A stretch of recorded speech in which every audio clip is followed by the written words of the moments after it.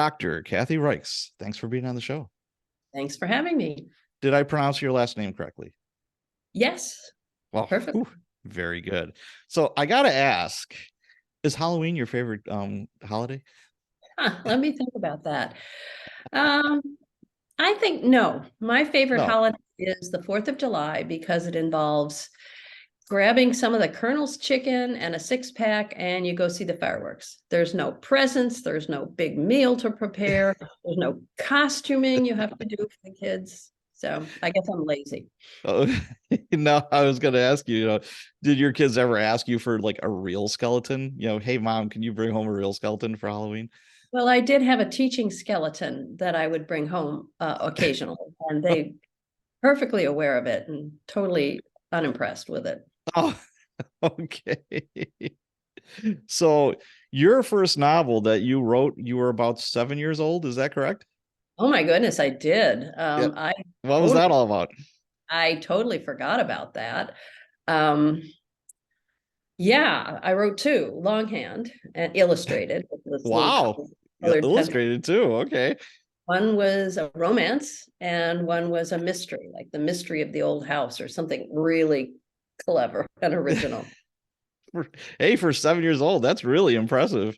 Do you still have those?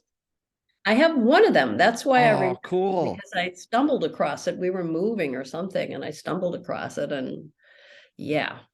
How cool is that? That is amazing. So you were born in Chicago, and how long did you live there? I lived there until I was about 10 or 11, Okay. and then we moved to Minnesota, and then back to Chicago, and I did the last 3 years of high school in the Chicago suburbs, Oh, which suburb? Park Forest. Okay, yeah, we wound up in Niles eventually, Okay. and my brother and I both started in Notre Dame High Okay. School for young men. So yeah, I do know that area. Uh, so you're in Chicago. Where did you go to college? I graduated undergraduate from American University in Washington, D.C. And then I did all of my graduate work at Northwestern. Okay. Now, when you were doing your undergrad, I saw somewhere that you changed majors like 5 times. Is that I true? did. Yeah, I really didn't have a clue what I wanted to do. I went from, I don't know, fine arts to, I don't even, psychology to sociology to anthropology eventually. Okay. Wow. So, forensic anthropology. How did that happen? How did you stumble upon that? I mean, you like you said, you changed majors quite a few times. You weren't exactly sure what you wanted to do. How did that all happen? Um, I wrote a short story called First Bones. It's in a collection of little novellas called The Bone Collector. Bone Collection? Anyway, that is that story is Tempe's origin story, and it's also my origin story. So in that, she's in her lab. She has trained to do, this is back in the day, she has trained to do bioarchaeology, and she is working on archaeological materials, ancient skeletons. But because she's the bones lady at the university, police came in, they show up, and they want her help with a case. And that's exactly how I got into it. I got kind of dragged in. I remember the first case I worked on, it was in the Charlotte, North Carolina. Anyway, that's how and then I really liked it. I really liked how you could impact lives. The relevance of it, archaeology is fascinating, but you're not going to change anybody's life.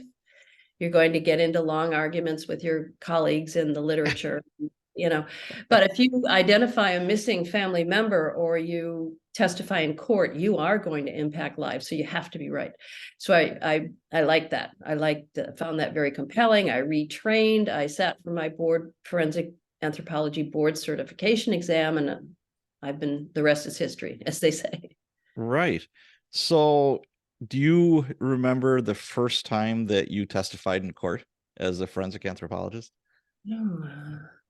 Or like a memorable case that kind of sticks out in your Um, head? well, I remember one Sitting right in court. after it was a homicide case. There are always homicide cases. Sure. But I remember one right after Deja Dead came out. And I remember I was testifying for the prosecution, testifying with counsel. Well, are they going to bring that up? Is this fact or fiction, Dr. Reichs? That sort of thing. Oh. Anyway, I remember I get in, I'm sworn in, I sat down on the stand, and I look, and below counsel's table at his feet is a copy of the book. And I thought, oh boy, here we go. And he never asked about it. He never brought it up. He just wanted it signed after the trial was over, after my testimony was over. Was that the defense attorney or the prosecutor that wanted it signed? Oh, that's awesome. Oh my gosh. You know what? I don't remember which one. It may have been it may have been the defense. I don't remember. Oh my gosh, that's awesome. So do you remember, you alluded to it a little bit. Do you remember your first case as a forensic anthropologist? I do. It was in the early 80s in Charlotte, North Carolina. A small child had gone missing, little girl. And it was in a thunderstorm. I remember that night, this terrible thunderstorm, and thinking, is that little girl out there all alone? Or worse, not alone. Right. Anyway, sure enough, her bones were found. A little skeleton was found several months later. And that was the one they came to me and asked if I would help go to the scene, help in the recovery, and see, if it was this missing child, which it was. So this was the first time you went like out in the field working with the police on a case? I think so. Yeah, I think so. How did you feel like driving to that scene? I mean, were you nervous? Were you like, oh my gosh, this is big stuff? A little bit. I was riding in the back with the detectives that were investigating the child's disappearance. I was, riding in the back of their car. Right. So when exactly, I'd like to get a little bit into the weeds a little bit with the forensic anthropology. When exactly is a forensic anthropologist called to a crime scene? When there are human remains. And when it takes specialty expertise to collect them, because, maybe it's a fire scene, maybe someone is badly decomposed, burned, mutilated, mummified, dismembered, or just, or they're buried, maybe they're underground and you need to do an exhumation to get them up properly. So those are the situations. Yeah, because, I've been on hundreds and hundreds of crime scenes. And usually, you might have an advanced state of decomposition, depending on the environment, Right. conditions, all that kind of stuff. But we never called in a forensic anthropologist. The investigator would come from the medical examiner's office. And, obviously, all the policey stuff would happen as well. And, we never did. But how far along in the decomposition before you get called? Like, is there a certain like cutoff? You're like, okay, we're at this point now, we got to call the forensic anthropologist. To go to the scene, yes. Or just in general. It just depends on the individual jurisdictions and whether there's, a qualified forensic anthropologist available, and how the medical examiner or coroner feels about it, what your arrangement is with them. So it's just variable. Excuse me. Okay. Now, how often did you go out in the field for a case? It wasn't that often. Tempe in the books gets out a whole lot more than I did in real life. You have to do that, right? Well, yeah, you can't just have her sitting in her lab all day. Now, right. In the early books, she goes off on her own and does some crazy things that I would never do. And I don't think the cops with whom I worked would have appreciated if I went out, dug up a body on my own, that sort of thing. Sure. So do you remember your most interesting or maybe bizarre case that you've ever handled as a forensic anthropologist? Oh, wow. Or one of them? They all have, elements to them. The first book, Deja Dead, is based on an interesting case. I always change the names and the dates and, sure, for legal as well as ethical reasons. Yeah, two women were murdered and mutilated, but their bodies were found quickly after they were killed. So I was not involved in those.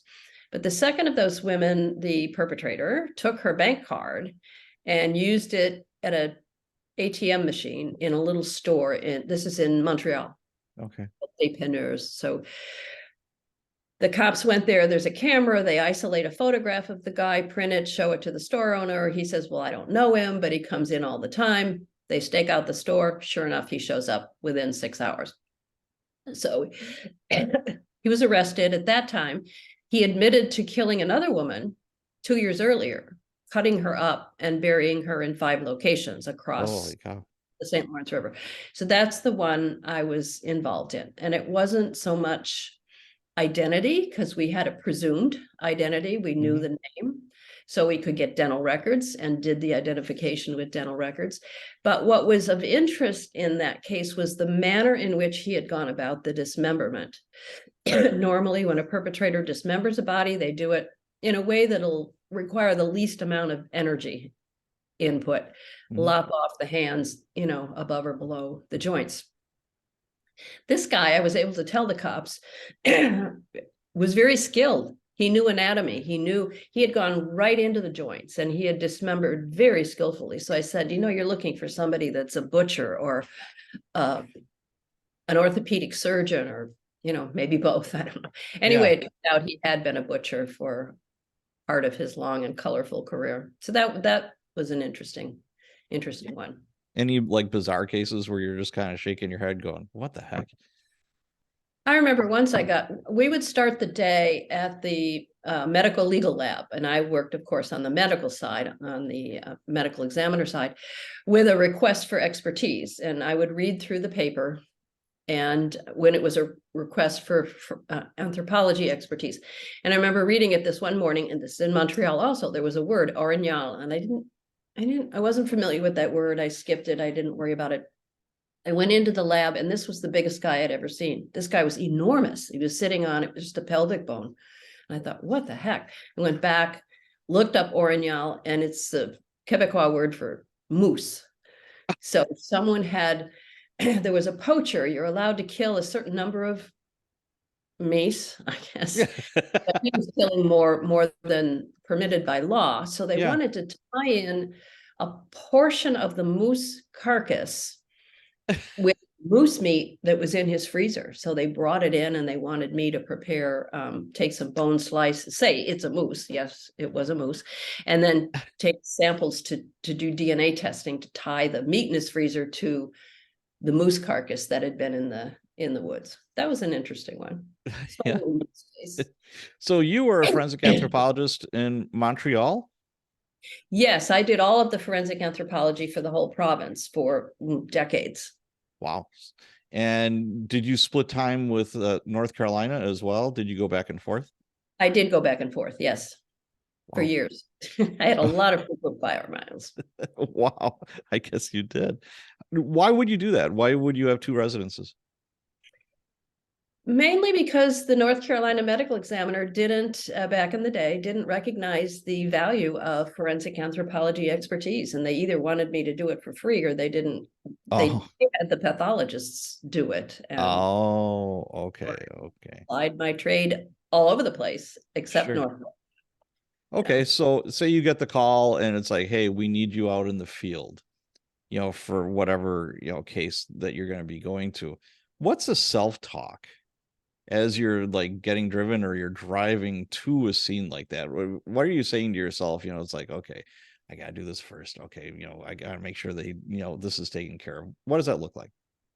Well, I have the bug spray. You make sure that your kit, I have my own recovery kit, although usually the crime scene van would, and it's not always a crime either. It might be an elderly person who wandered off from an old folks home and died in the woods, and 2 years later, a skeleton is found. So, but or maybe a suicide.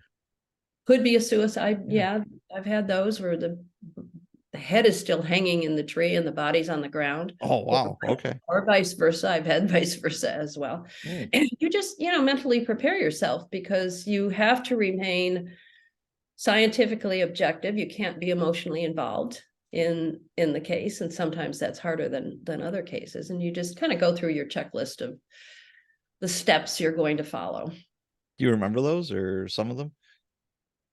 Well, setting it again, it's so situational. It depends on what the situation is. I was never, some forensic anthropologists feel you should do a detailed minutia type archaeological dig when you're recovering remains. I don't think that's necessary. Yes, you probably want to lay out a simple grid. And then you do want to, if it's a burial, sometimes it could be a surface body, it could be a body washed ashore from a river, it could be a burial. You've had a tip, there's a buried body. So you just kind of go through your head. I'm going to lay out a grid. I'm going to, stake it out at 4 corners. I'm going to take it down by 3-inch levels, or, whatever you see has to be done. You don't necessarily know until you get there and see the scene. So you go to a scene, say it's in the woods or somewhere kind of remote, and you have a body that is maybe partially buried, or it's pretty much down to skeleton. And we all know that if it's been out there that long, there could be critters that take pieces away. I mean, how far do you look for certain things? Does it depend, like, okay, most of the skeleton is here, I'm satisfied, or hey, we got to start looking for different parts here? Yeah, I always want to get the whole thing, and especially the teeth, because that one missing teeth that one bird flew off with and took up to its nest, it could be the one that has the restoration. That's, the key back in the day. Now, of course, you do DNA. But I try to get everything. How far do you go? It depends. Again, it's so situational. Yeah. What has been, and usually you can tell what your scavenger is. Is it a dog? Is it is it just a rat? Is it birds? Is it a deer? Did something gnaw on your skeleton in place? And basically any animal will scavenge, and they will gnaw on it. But based on that, you have a sense of how far they might have, like dogs like to drag things where they have back cover, and then they chew on it with, something that has their 6, I guess. Oh, okay. Interesting. So, again, it just depends on the situation. Okay. So what was some of the most satisfying parts of being a forensic anthropologist for you? Oh, the most satisfying would be when you resolve a case, you get the remains identified, if that's the question. You get them back to their family. You get manner or cause of death established, if that's the important question. It's not always the same question in every single case. And then if it was a situation of, a crime, a violent crime, you can testify in court and be sure that person is not going to be able to do it again, at least for a while. Get them off the streets. Sure.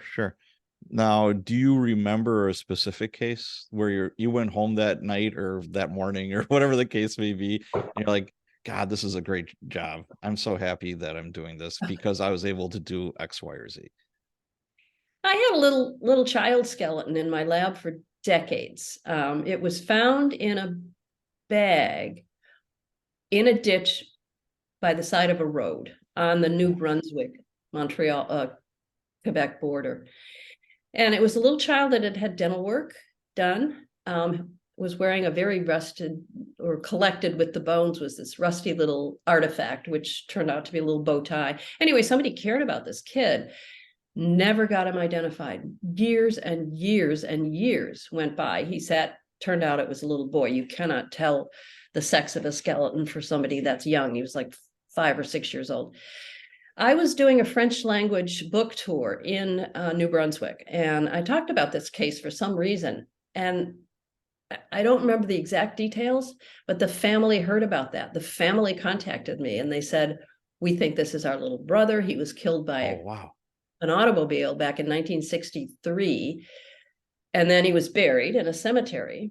And then these boys came forward and admitted, because cemeteries aren't permanent, they dig them up, after 30 years, I think it is. And they said, yeah, we saw this truck and it was dumping dirt and we saw bones in the dirt. We thought it would be cool to collect the bones. So they put them in this bag, and then they thought about it and they got scared and they chucked the bag over the side of the railing, over the side of the highway. Somebody found the bag. It ended up in my lap. So that was a long story that went on. Child died in 63. I think the bones came to me in the early 90s. We finally got him ID'd, in 2000 and something.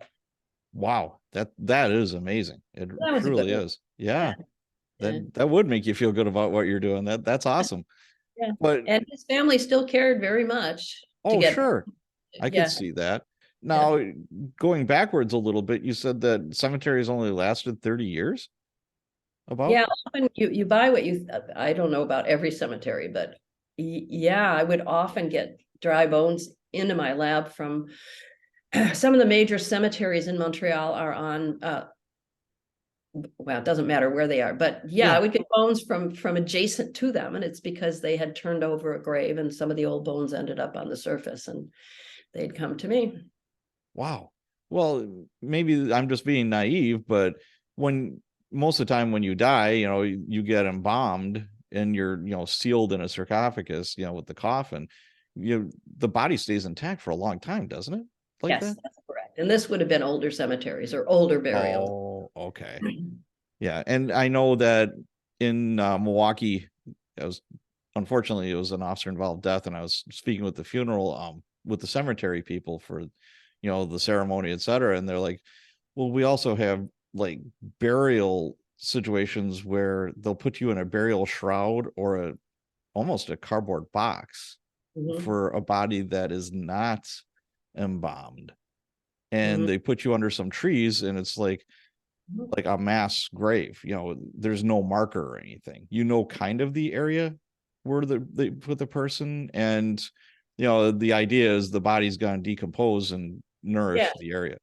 I think it's called human composting, Yeah, where I was just reading about, it's a very green way to, because it yes. makes no sense to build this cement vault and then put the coffin in there and preserve. It makes no sense to do that to me anyway, but Well, I agree, but my little Irish Catholic mother would disagree. Yeah, that's as with yeah, you know, mine. right. But And I've done exhumations where we take where you have to bring a coffin back up out of the grave right. or whatever, a coroner's request or a family request, or I don't know, a court order. And those vaults they claim they're watertight, well, they Right. are watertight. The water gets in, but then it Oh, can't get out. So the oh, often I did one where the coffin was just sitting in this whole vault full of water. So, oh my God. yeah. What I know I've talked to a bunch of people, and I've gone through it too with that smell. And just talking about it, I can smell it. I mean, that would be an extra layer of ickiness if it's been laying in water for that long. I mean, Yeah. how did you deal with that odor? Well, you just get used to it. And Oh, the one of the things that happens to a body in that situation is the flesh converts into this like kind of waxy, soapy substance called adipocere, and that can be pretty nasty to work with and can smell pretty bad. I've had cases where, and I think usually these are exhumations, because otherwise it would have been down in the morgue. But anyway, where I'm working on materials in my lab, and people from the other departments would stop by and go, "What are you doing?" The whole floor smells. so I guess this is a good part to segue to the question of what was one of the most negative things about being a forensic anthropologist? One of the most least likely desirable. There's a type of maggot called a cheese skipper.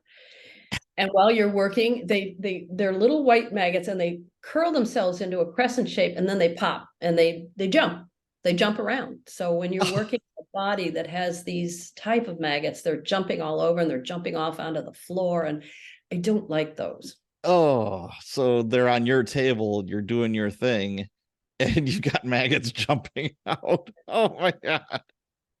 Oh, that might be a good practical joke for like a new person that you're training. Hey, come Oh, over here. yeah, maybe. Oh God. All right. Let's segue to your writing. On that note. Yes, on that note, let's go to your writing. Obviously, you're a #1 New York Times best-selling author. I think I saw you had over 200 titles on Amazon with your name on them. Oh my goodness, that sounds high. I've just released number 22 in the Temperance Brennan series, and I did a series of young adult books with my son called Virals. The That's so Viral cool. series features Temperance Brennan's 14-year-old great niece and her friends, who are all boys. So there's 6 of those, 22 of those, 200. That sounds high. Now, unless you're taking into account the hardback, the paperback, the mass That's market. probably what they're doing. Yeah, probably. So a whole bunch of books. Let's just say that. A whole bunch of books. A whole bunch. So a lot of people that are listening to this podcast or that are on my Facebook group, one of the big things is either you're going to be an indie author or a hybrid author where, you are traditionally published and you're indie, or you're just traditionally published. You are traditionally published. One of the first questions most people ask for someone who is as successful as you are with writing is, how did you get that first deal? Oh, my story is not typical, and it is absolutely not the way first-time authors should go about trying to get a publisher. I wrote Deja Dead, the first book. Didn't tell anyone I was writing it, except my kids knew, my family knew. And I would squeeze it in on weekends and summer vacation. When I finally finished it after 2 years, I thought it was pretty good.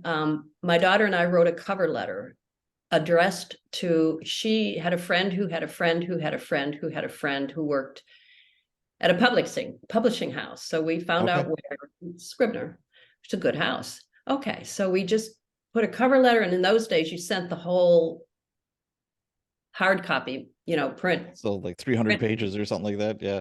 Yeah. So, and I mailed it off to Mary Sue Rucci, and she's on the other end. Undoubtedly, she's gotten word that her friend's mother first book is coming her way, right? Right. So I just mailed it to Mary Sue. She later told me she took a few chapters home with her from Manhattan to Brooklyn or wherever, planning on undoubtedly already writing the reject letter. She said she went back into Manhattan, got the rest, took it home, read it that weekend, handed it up the line to the woman who eventually became my editor. And I think I had a purchase offer within 2 weeks at the most. So you did all this without an agent? Yes. Yes. That's unheard of, right? It was unheard of. It was, and to just mail it in to somebody is crazy. That's so awesome. So an agent, and in retrospect, I owe this to Scribner. They said, we think you should have an agent. I said, no, this is great. I'm good. Whatever you want my book. No. So an agent flew down to North Carolina. Jennifer Rudolph Walsh flew from New York to North Carolina. She was very aggressive, and I wasn't impressed. But anyway, long story short, she ended up being my agent. She quadrupled the offer the Scribner made to me. Yay. She bought back all these rights I would have signed away, and she became agent for the next 20 years. That's outstanding. I love to hear stories like that, because I mean, usually you hear, my 101st rejection letter, Yes. I got this or that, but you kind of bypassed all that. I did, and I had set an upper limit of 50. I said to myself, if you get 50 rejects, take that as a commentary on your writing skill and go back to your day job. As it turned out, I didn't get any. So when you wrote Deja, was it Deja? Deja Dead. Mm-hmm. You were in academia as a forensic anthropologist. Were you teaching? I was doing both. Yeah, I was teaching full-time at the University of North Carolina in Charlotte, and commuting between Charlotte and Quebec. Wow. Yeah, it was a busy, and I had kids at home. And like you said, you didn't tell anybody, and that's not unusual, because once you hit that publish button, I mean, you put yourself out there. Yeah. There's no hiding it now, unless you go under a pen name. Your friends, your family, your colleagues, everybody is gonna know, hey, you're that writer person, right? Yeah. So, and if you write a novel in an English department, you're a hero. But if you write a novel in a science department, which I was, you're a little suspect. So I didn't mention it at the university at all. What did your colleagues think once it did come out? And obviously it was instant fame. I remember you used to have your annual review every year, and they would evaluate you on scholarly work, teaching, and public service. And I remember going in for my evaluation, and the chair of the committee said to me, well, of course, this novel won't count as scholarly. Why not? Well, I put it under other, not under scholarly, on my resume. So it sounds pretty scholarly to me. I mean, come on now. But I was a little nervous at the lab, because I did base some of the characters on people at the forensic lab, but I had a lag year because it didn't come out in French until a year later, and most of them didn't wanted to read it in French. So finally it came out in French, and I thought, oh great, are they going to be annoyed? And the only people that were annoyed were the ones that I didn't put in the book. People would stop by and say, so do you have any questions about DNA or anything? Well, they were great with it. That's awesome. So I always like to ask people who are as prolific and successful as you, what does your writing day look like? I mean, some people have a goal of, like, say, 1,000 words a day or 2,000 words a day. They wake up at 0500 and just hit the typewriter and just go at it. What does that look like for you? That would be no on two fronts. First of all, I don't think in terms of words. I don't think when I started to write the first book, I knew a book should be like 90,000 words or whatever. So I don't think in terms of words, I think in terms of pages. I used to have to fire out at dawn for the first book because I was, so busy with other things. Sure. And now I have the luxury of being a full-time writer. So I try to get at it by, I don't know, 8:30. And then I stay with it until early afternoon, maybe 1:30, 2 o'clock. And then I break and have lunch and then do other things. Now, is your writing day, are you in your home, or do you go to coffee shops, or do you switch things up? You go to the library? What does that look like? No, I can't write in coffee shops. My daughter Carrie is a writer, and she does, right? I can't do that. I need a quiet, and I need to be by myself. So I have an office at my beach home, and where I am right now, and I have an office in my home in Charlotte. So I write I can edit in airports or on planes. I can't write in airports, planes, or coffee shops. Fair enough. So, your books would be considered thrillers, mystery, those types of categories. When you're writing a mystery, do you know who did it when you first start out, or does it just kind of come to you as you're writing the book? I know I outline maybe the first 6 to 8 chapters just with a short paragraph. And then I know what the ending's going to be. I know the crime. I've chosen the setting. I've got my core cast of characters, but I've chosen my peripheral characters. And then I just start writing. And I know how it's going to be. Well, it's a murder mystery. Somebody gets killed, somebody gets caught. So that's a bit formulaic. So I know where it's going to go, how it's going to end. I know what science is going to drive the solution, and it's different in each book. Right. I don't always know who did it until the end. I finished your book, your newest book, The Bone Hacker. I got the audio book, and I was driving back from Minneapolis yesterday. I went to see my youngest. He graduated from college in Maine, got a job out there. And one thing that I noticed is very appealing to me was your descriptions of people and places. I think there's a lot of thought that goes into it. Am I right? Oh, absolutely. For me, excuse me, I've done so many interviews. My throat is. Oh, geez. I may take it up. Sure. My setting is almost a character in my stories. So I never write about a place I haven't been. So I do put a lot of detail in, and I will have visited those places and researched in those places. This book is set in the Turks and Caicos Islands, which I want to go to now because I listened to this book. Thanks. In the Caribbean. I love them. They're so beautiful. Yes. But the character has moved around. She has gone to Guatemala to exhume a mass grave, because I went to Guatemala to exhume a mass grave.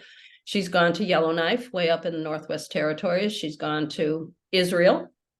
I spent 2 weeks researching setting in Israel.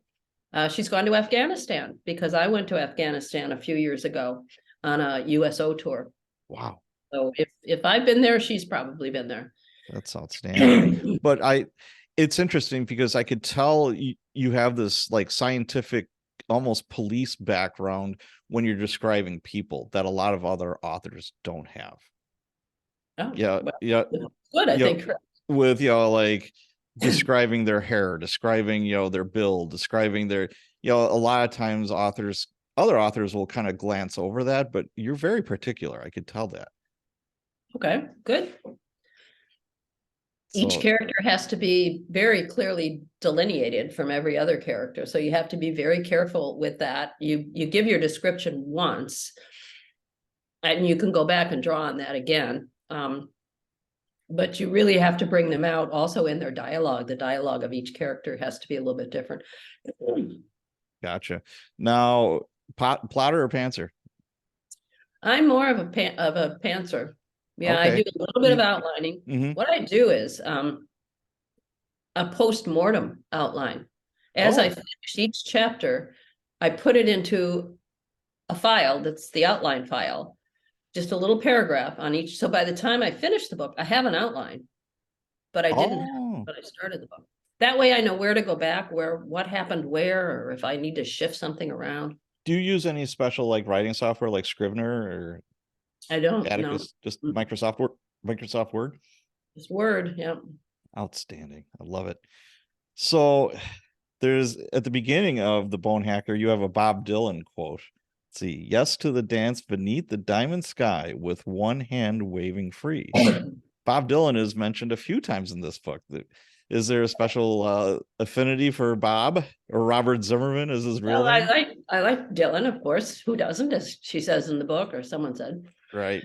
And that quote from that song just seemed appropriate because one of the storylines, the main storyline, I guess, is a serial killer in the Turks and Caicos who hacks off his victims one hand. So this image of people waving with one hand. Okay. Okay. Yeah. Just my brother was a disc jockey, and one of his favorite groups was musicians was Bob Dylan. So I heard a lot of Bob Dylan growing up on the Zenith Allegro. So yeah, that stuck in my head pretty good. So Bone Hacker, why write this book? Well, I'm under contract. Okay. Sometimes my ideas are what we used to call in the writer's room, ripped from the headlines. And this Sure. was one of those.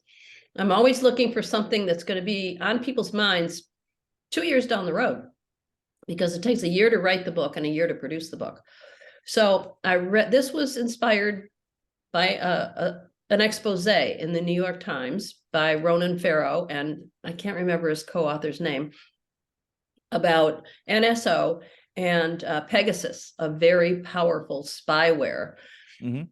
It developed in Israel, sold to many governments, and the US government was considering buying this. And it's what's called a no-click spyware.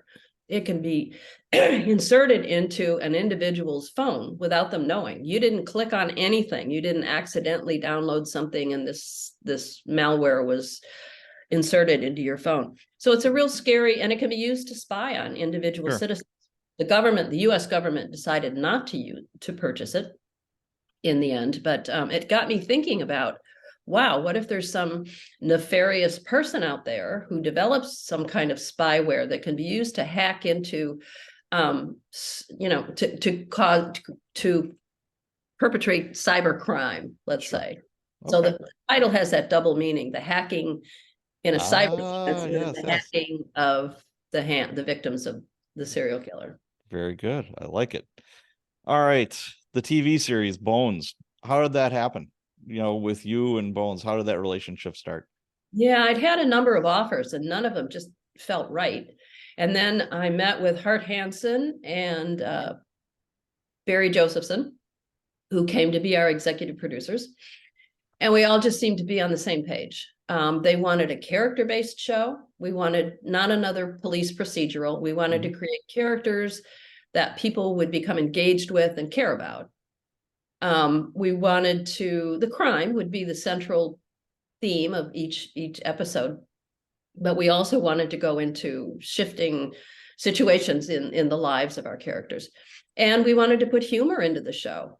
I put humor in the books, which is tough because every episode, every book deals with violent death. So how do you put humor in there? It takes But a that's really real. delicate balance. Yeah, but that's real. Being a cop for 25 years, being around just horrible stuff all the time, Right. you have to have that dark humor. You got to have it. Yeah, it's a tension releaser. It's Yeah. the only situations I was in the autopsy room where there was no cop humor, no black humor. It would be a child when there was Absolutely. Yeah. but Absolutely. otherwise So, they could be pretty brutal. yes. Oh, yeah. So, how involved did you want to be, and how involved were you with the TV series? I was a producer and writer. I was pretty involved by my own choice. Okay. I started writing episodes, I forget which season, not the first couple seasons. So I really enjoyed that. I really enjoyed going into the writer's room and breaking the story. Because when you write a novel, you're the lone author at your keyboard all by yourself. Right. Maybe your cat keeps you company. But when you write an episode, you do it collectively and you go into the writer's room. There's this terrifyingly blank whiteboard. For our show, we'd be divided into 6 acts. And you throw out ideas. Everybody throws out ideas to break the story. And eventually, after, I don't know, a week or two, you have a rough outline. Mm-hmm.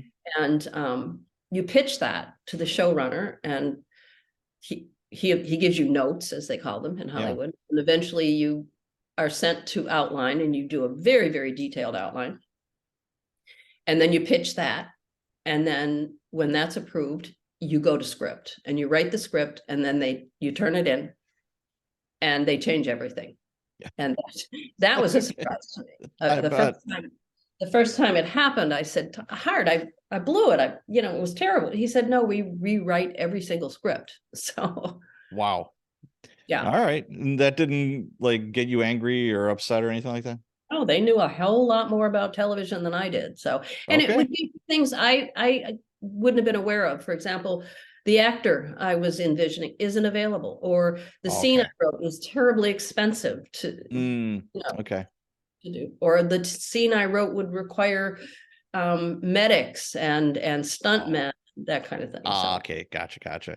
All right, like I said earlier, we do have some Facebook questions from the Cops and Writers Facebook group. Let me go to those real quick. Like I said, everyone's just gushing and so happy that you're on here. Let's see here. Is she a pantser or a plotter? Ronald Cisco, we went through that. Nathan Bush, what are some of the more important things you learned about transitioning from writing novels to television while writing for the TV show? Well, one difference is it all boils down largely to dialogue for television. You don't have to have any descriptive, because the viewer sees that. What color her hair is and what that's true. What the room looks like. You don't have to describe that. So it's largely dialogue and maybe a few directional comments. Okay. I've talked a little bit about how it differs in that you get a lot more second guessing of or changing of your work. Right. Yeah. So Jen SQ asked, between her work with writing and doing the TV show, when did she ever have time to eat and sleep? And are you working on any current TV or movie projects at the moment? First of all, the eating question, when you're on set or on location, there is food everywhere, craft food trucks everywhere. And then by guild regulations, you have to have a big meal every 6 hours and then a snack in between. And the snack is actually a big meal. So you're eating all the time. Okay. And then I go home and there's nothing in my refrigerator and nobody's feeding me. So what was the second part of that question? Let's see here. Is she working on any current TV or movie projects? I'm not. The Temperance Brennan character is optioned to, we're not sure. It was optioned to Fox, but Fox has been bought by Disney. Okay. So they do hold the rights to the character. So it's unclear if they chose to make a feature film. That could be a possibility. David Boreanaz and Emily Deschanel just did an interview where they talked about the possibility of doing a reunion show, and they were both open to that. So that could be fun. But yeah, that would be. Nicole. And nobody's writing anything right now, of course. Okay. Nicole Barbara is asking, I'm just loving that she's putting her books in KU. Can we expect them all to go into KU? I'm sorry, but what does KU mean? Kindle Unlimited. It's a subscription on Amazon. Yes. Yes, they're in every format imaginable. They're in ebooks and they're in audiobooks and they're traditional print, they're in large print. They're in, I don't know how many languages. At one Sure. point, like 60 or something. No, it was like 35 different languages. So Wow. That's amazing.